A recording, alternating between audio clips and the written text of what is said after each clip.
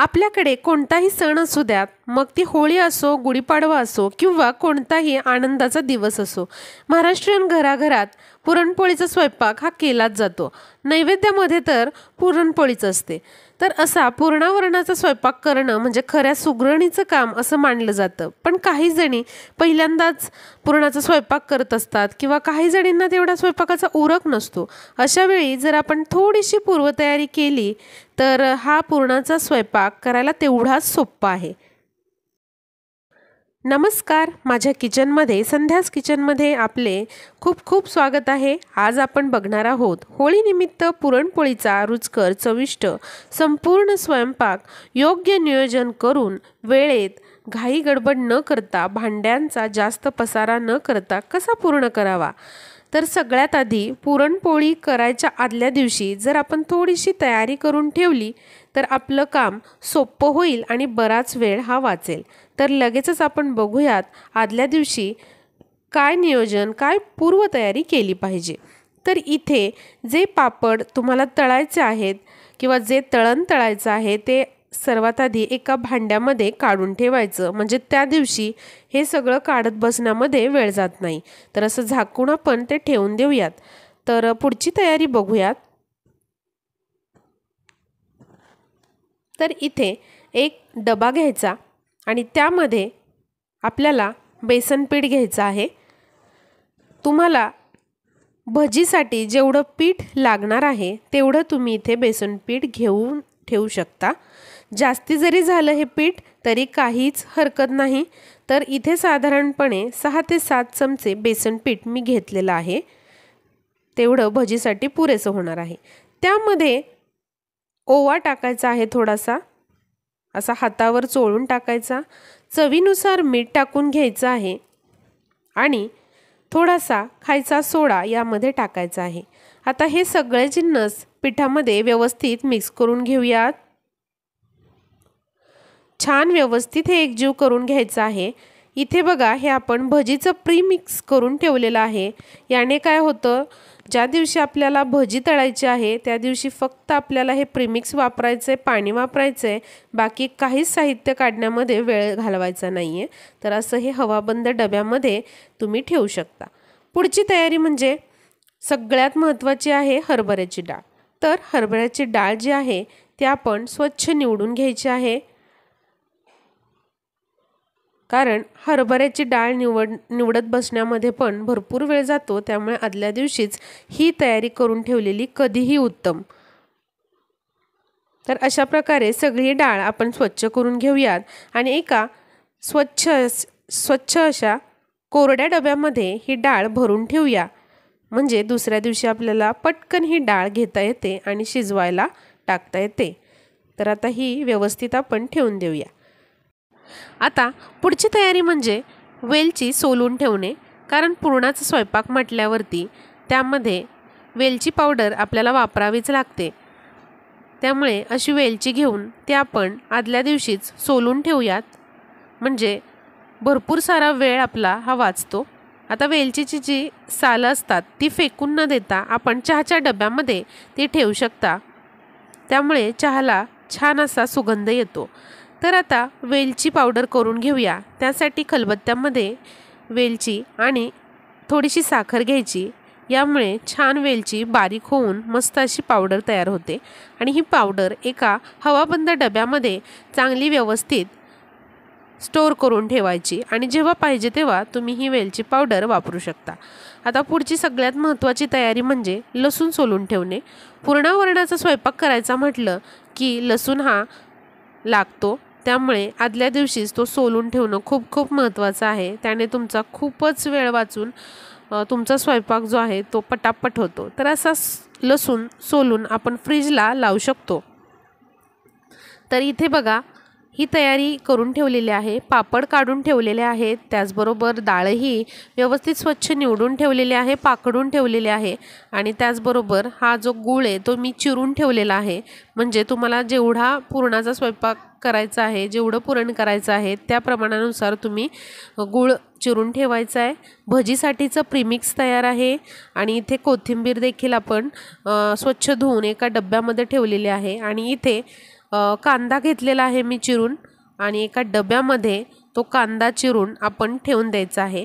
आता ज्यांचा चिरण्यामध्ये अजिबातच स्पीड नाही आहे त्यांनी हा कांदा आदल्या दिवशी चिरून ठेवला तरी चालू शकतो।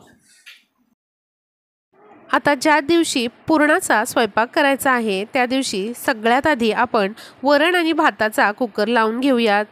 तर इथे डाळ आणि तांदूळ स्वच्छ पाण्याने 3 वेळा धुवून घेतलेले आहेत। इथे मी मूग डाळ आणि तूर डाळीचा वापर केलेला आहे।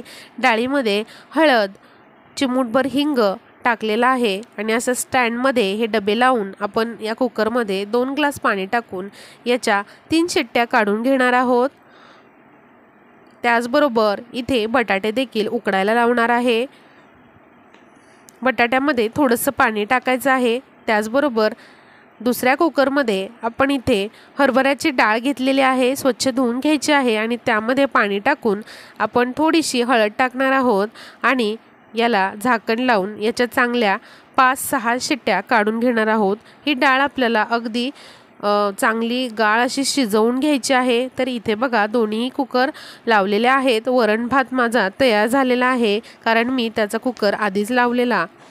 तर त्यानंतर आता पटकन आपण पीठ मळून घेऊया। पीठ मळण्यासाठी आपल्याला इथे गव्हाचं पीठ लागेल। गव्हाचं पीठ मी घेतलेले आहे 3 ते 4 कप इथे गव्हाचं पीठ वापरलेलं आहे। त्यामध्ये चवीनुसार मीठ टाकून अगदी थोडंसं पाणी टाकून आपल्याला हा गोळा अगदी घट्टसर पण नाही अगदी पातळ पण नाही असा छान मध्यम कन्सिस्टन्सीचा मळून घ्यायचा आहे। म्हणजे हा जो पिठाचा गोळा आहे तो अगदी मऊसर झाला पाहिजे तरच या पुरणाच्या पोळ्या आपल्या खूप चांगल्या होतात। असं पीठ मळून ठेवून आपल्याला ते मुरवत ठेवायचं आहे। थोडंसं तेल टाकून हे चांगलं असं तिंबून घ्यायचं आहे, मळून घ्यायचं आहे।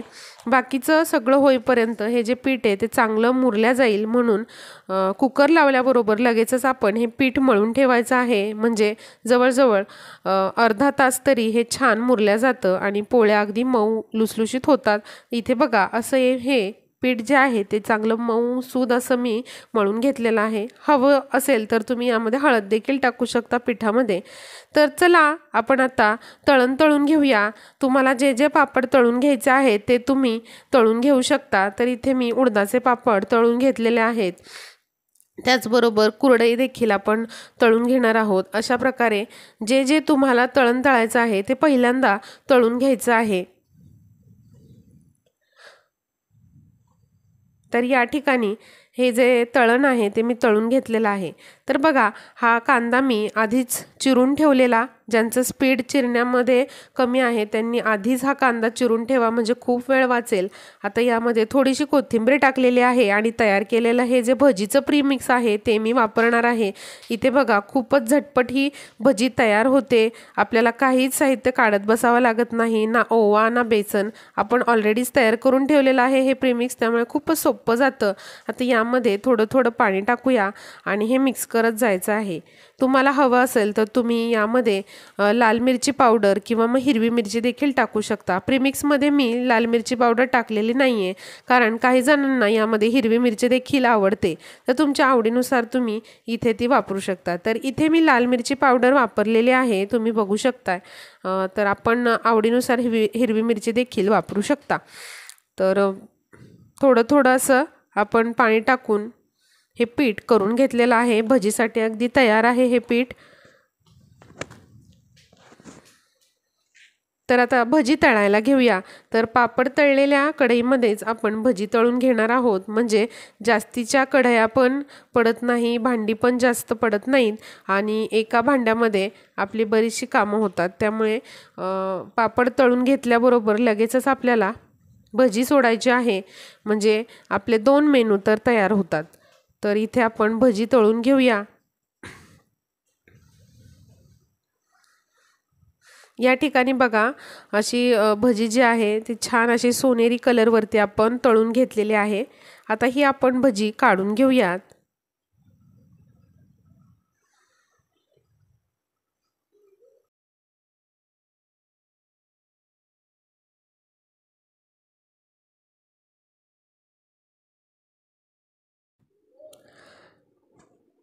तर या ठिकाणी भजी बनवून झाल्यानंतर त्याच तेलामध्ये थोडंसं तेल त्यामधलं काढून घ्या आणि आपल्याला यामध्ये कांदा भाजून घ्यायचा आहे। तर साधारणपणे 4 मीडियम साईजचे कांदे मी चिरून घेतलेले आणि ते आता आपण तेलामध्ये चांगले भाजून घेऊया।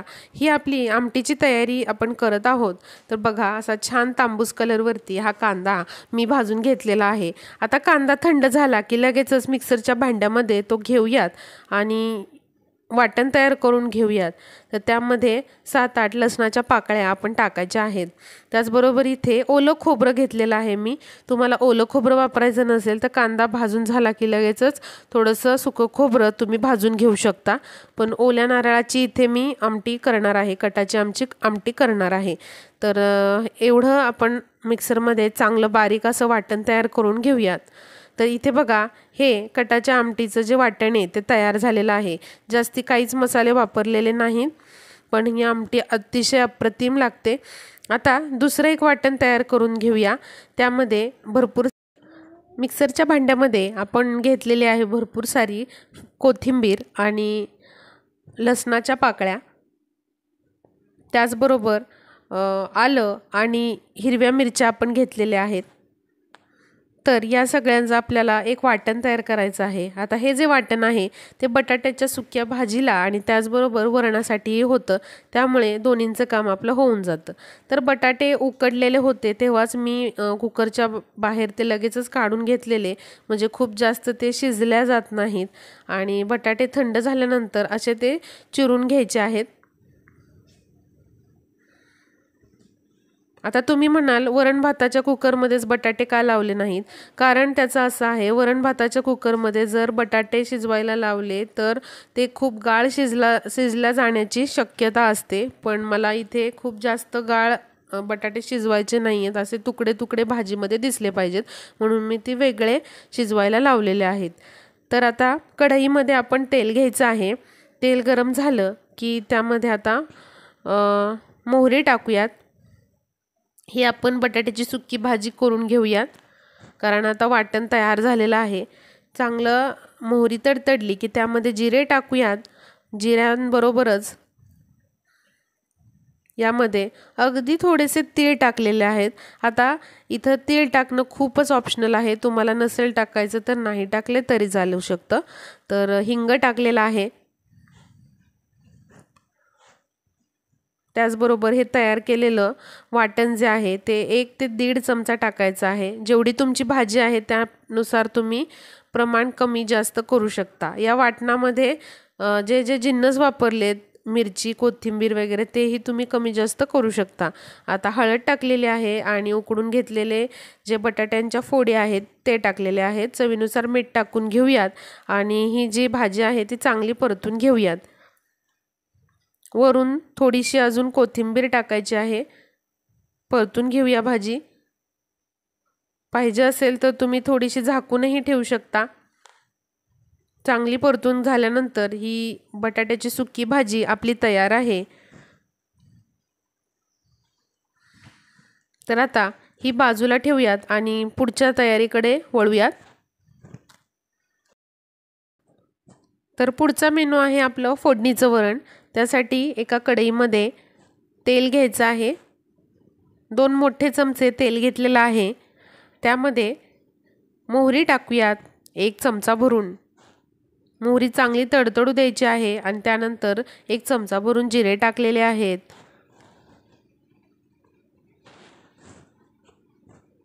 जिरे चांगले फुलले की त्यामध्ये आता टाकूयात थोडासा हिंग,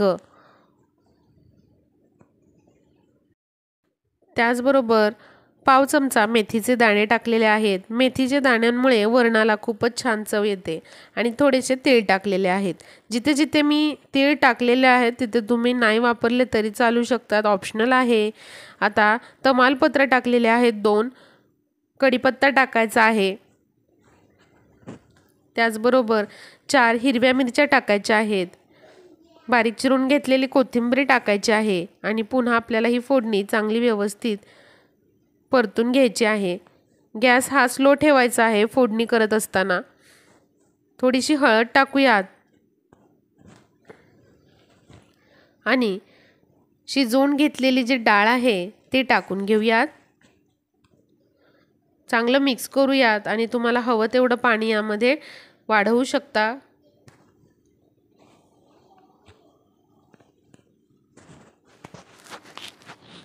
तर आता वरणाला चांगली उकळी येऊ देऊयात। यामध्ये वरून तयार केलेलं जे वाटण आहे हिरवं वाटण ते टाकूयात। हे वाटण फोडणीमध्ये देखील तुम्ही टाकू शकता, पण मी वरून टाकलेलं आहे। तर हे वरण जे आहे चांगलं उकळून देऊया। अगदी 2-3 मिनिटातच छान उकळतं। आणि वरून बारीक चिरून घेतलेला टोमॅटो आणि थोडीशी कोथिंबीर पुन्हा मी टाकलेली आहे। कोथिंबीरीशिवाय वरणाला चव नाही येत, त्यामुळे कोथिंबीर भरपूर वापरायची फोडणीच्या वरणामध्ये। तर इथे हे वरण जे आहे ते आपलं तयारच आहे।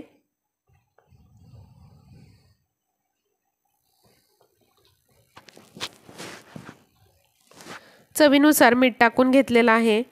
आधी डाळ शिजवत असताना देखील मीठ टाकून घेतलेलं। यामध्ये थोडीशी जिरे पावडर टाकलेली आहे। मस्त असं झक्कास हे वरण तयार झालेलं आहे।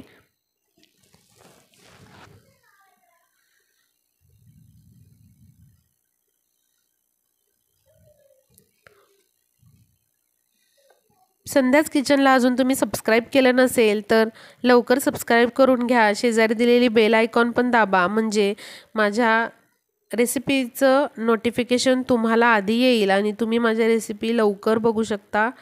तर इथे बघा हे फोडणीचं वरण तयार झालेलं आहे, ते बाजूला ठेवूया। आता पुढची तयारी बघूया। तर इथे हरभऱ्याची डाळ जी आहे चना डाळ ती शिजवून घेतलेली होती मी। 4-5 शिट्ट्या करून घेतलेल्या आहेत आणि ही जी डाळ आहे ती चांगली अशी शिजलेली आहे, बघू शकताय तुम्ही। अशी हातात घेतल्यावर ती फुटली पाहिजे डाळ, एवढी ती शिजली पाहिजे। आता हे जे पाणी आहे डाळीचं ते काढून घेतलेलं आहे मी, ते व्हिडिओत दाखवलेलं नाही आहे। त्याची आपल्याला कटाची आमटी करायची आहे आणि ही जी डाळ आहे खाली राहिलेली त्यामध्ये आता गूळ टाकूया।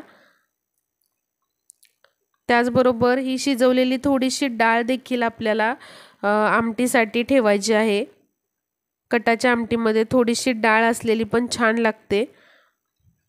तर आता गूळ टाकलेला आहे। 2 वाटी डाळीसाठी मी इथे 1 वाटी गूळ घेतलेला आहे। आणि आता आपल्याला हे पुरण करून घ्यायचं आहे, पुरणाला चटका द्यायचा आहे।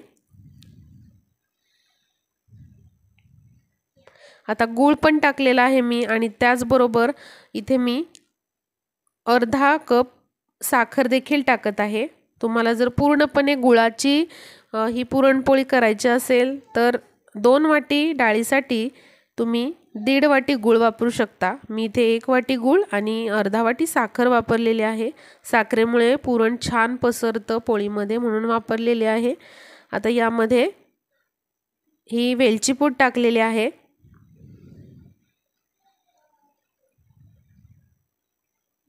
पुरण मी चांगलं 15-20 मिनिटं परतून घेतलेलं आणि अगदी पुरण झाल्यानंतर आपल्याला वेलची पूड टाकायची, म्हणजे छान असा त्याला सुगंध येतो। आता गरम असतानाच हे पुरण असं चाळणीवर घ्यायचं आहे आणि आपल्याला पेल्याच्या मदतीने हे असं पुरण जे आहे ते बारीक करून घ्यायचं आहे। हवं असेल तर तुम्ही मिक्सरमध्ये देखील करू शकता, पण अशा पद्धतीने खूप सोप्या पद्धतीने होतं आणि अगदी बारीक पुरण केलं जातं। तर या ठिकाणी बघा हे जे पुरण आहे ते झालेलं आहे तयार।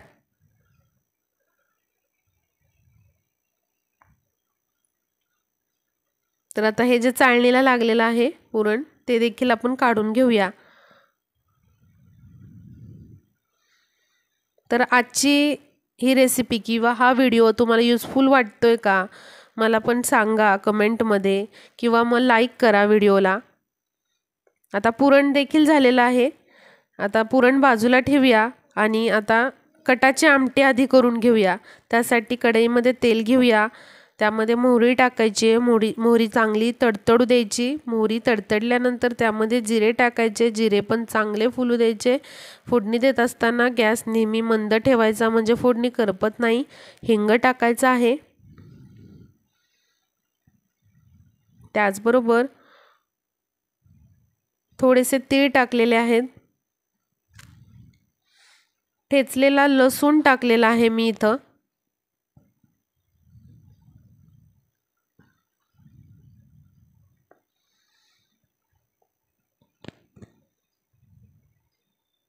त्याचबरोबर थोडासा कांदा बारीक चिरून घेतलेला तो या फोडणीमध्ये मी टाकणार आहे. प्रत्येकाची कटाची आमटी करण्याची पद्धत ही वेगवेगळी असते. आता कांदा चांगला लाल झाला की त्यामध्ये आता आपण लाल मिरची पावडर टाकून घेऊयात. आता कटाची आमटी आहे, येळवणीची आमटी आहे, त्यामुळे लाल मिरची पावडरचा वापर जरा जास्तच केला जातो. घरगुती काळा मसाला टाकायचा आहे 2 चमचे.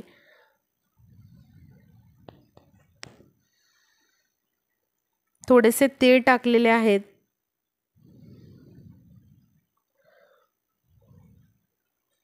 आता हे परतून घेऊया.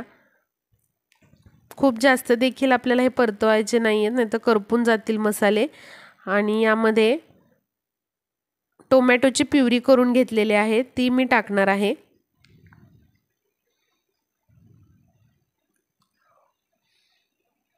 दोन टोमॅटो मिक्सरला बारीक करून घेतलेले ते इथे टाकलेले. त्याचबरोबर तयार केलेलं जे वाटण आहे ते यामध्ये टाकूयात आणि पुन्हा चांगला आपण हे सगळं मिक्स करत जाऊयात. खूपच छान होते अशी कटाची आमटी.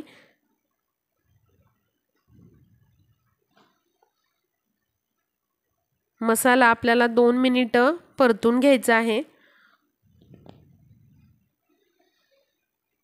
मसाल्यातून हलकसं तेल निघू लागलं की समजायचं मसाला आपला चांगला तळला गेलेला आहे. आता यामध्ये जो आपण कट काढून घेतलेला किंवा येळवणी काढून घेतलेली ती टाकूया. त्यामध्ये थोडीशी डाळ मी घेतलेली मगाशी सांगितल्याप्रमाणे. यामुळे कटाची आमटी अतिशय अप्रतिम लागते, छान लागते चवीला. आता यामध्ये तुम्हाला हवं तेवढं पाणी तुम्ही वाढवू शकता.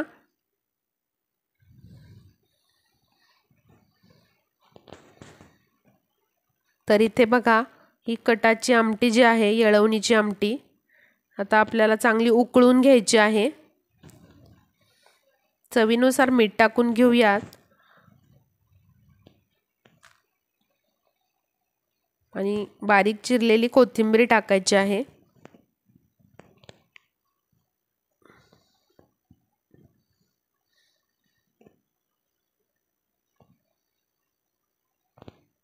तर आता चांगली उकळी आलेली आहे. साधारणपणे 6-7 मिनिटं मी ही आमटी उकळू दिलेली होती. बघा खूपच छान ही येळवणीची आमटी तयार झालेली आहे. तर आता आपला बराचसा मेनू तयार झालेला आहे. फक्त राहिलेली आहे ती पुरणाची पोळी.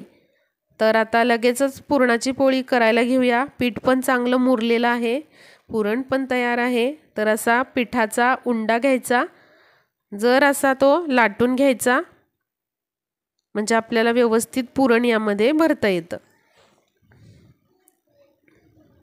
आता असं पुरण छान व्यवस्थित गोल करून घ्यायचं आणि असं पसरवून घ्यायचं ते. आणि पसरवून घेतल्यानंतर या ज्या कडा आहेत पिठाच्या त्या सगळ्या अशा जुळवून घ्यायच्या व्यवस्थित, म्हणजे पोळी अजिबातच फाटत नाही. घाई गडबड काहीच करायची नाही, व्यवस्थित शांतपणे करायचं. आता व्यवस्थित हे बंद करून घ्यायचं, म्हणजे पुरण जे आहे ते लाटत असताना बाहेर येत नाही.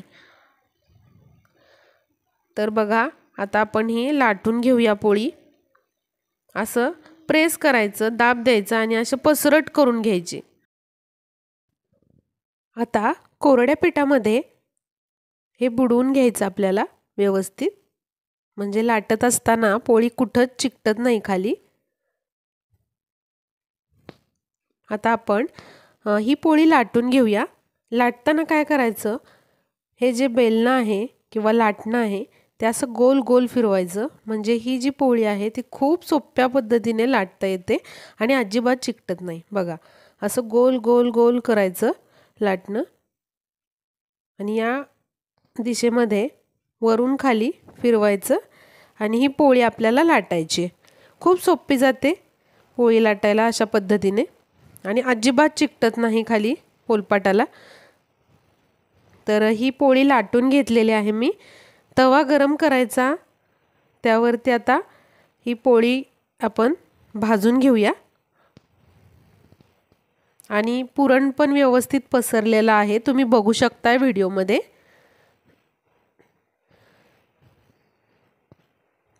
आता असे पोळीला वर फुगे यायला लागले की तूप लावून घ्यायचं किंवा तेल लावून घ्यायचं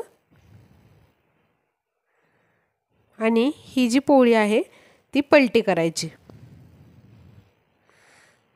आता पुन्हा तेल लावायचं किंवा मग तूप लावायचं आणि मध्यम आचेवरती आपल्याला ही पोळी जी आहे ती शेकून घ्यायची. पोळी करत असताना जास्त उलटपुलट करायची नाही ती, नाहीतर ती फाटण्याची शक्यता असते.